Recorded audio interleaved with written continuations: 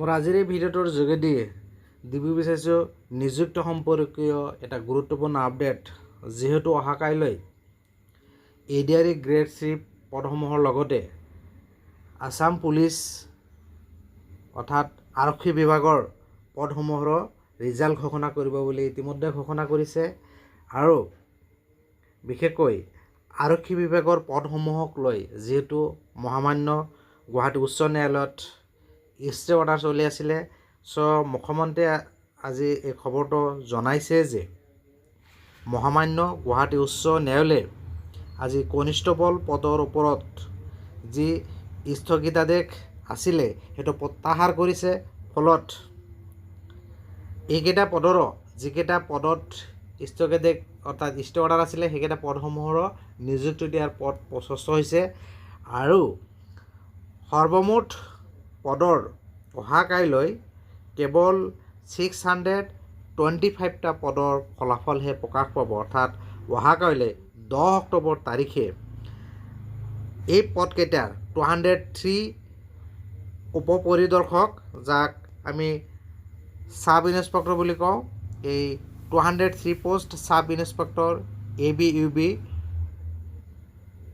তাৰ লগতে 164 post কনষ্টেবলৰ AB ইনচিডিঅ battalion, লগতে 258 post grade 4 staff of Assam police and allied organisation.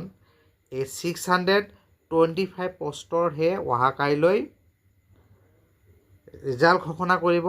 আৰু বাকী যি পদকেইটা এইকেইটা ষ্টে অৰ্ডাৰ যিহেতু উঠাই লৈছে, গতিকে এটা চাওক, following vacation of the stay order on the constable post by honourable Guwahati high court today, result for the remaining 5614 post including 3945 constable ABUB APRO and equivalent rank will be published on the 11th October। অৰ্থাৎ বাকী পদসমূহৰ 11 অক্টোবৰ তাৰিখে প্ৰকাশ পাব।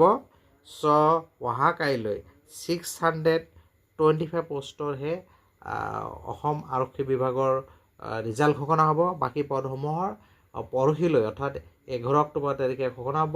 লগতে ADRE grade 3 পদসমূহৰ result ঘোষণা কৰিব। Good wishes all of you. মুখ্যমন্ত্ৰীহঁতে উল্লেখ কৰিছে best wishes to all candidate who appear for the examination. মোৰ এই ভিডিঅ'টোৰ যোগেদি এই গুৰুত্বপূৰ্ণ আপডেটটো জনালোঁ। আৰু এনেকুৱা ধৰণৰ লেটেষ্ট আপডেট পাবলৈ যিসকলে চেনেলটো এতিয়া ছাবস্ক্ৰাইব কৰা নাই, চেনেলটো ছাবস্ক্ৰাইব কৰি ন'টিফিকেশ্যন বেলটো অল কৰি দিব। Thank U.